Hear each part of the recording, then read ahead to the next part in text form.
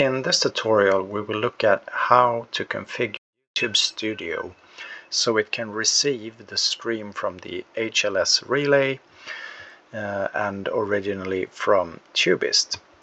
So in order to do that we need to click on this button, Go Live, and once this window opens up you can see the stream key here, and the default is to use RTMP.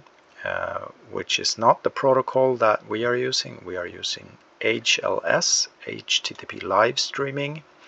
So click the small arrow button and select Create New Stream Key. And we add a name for this. I'm going to call it HLS ingest. And the only thing you need to change is this, the streaming protocol. Change from RTMP to HLS and click Create. And now it switches automatically to HLS, and you should copy and paste this stream key into Tubeist, so it will use this one when it's sending something to your channel. And of course this window in YouTube Studio needs to be prepped before you can receive any live streams at all.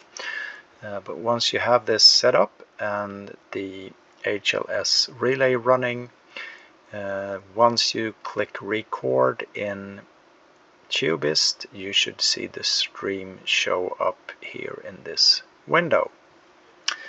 Okay, that's it. Thanks.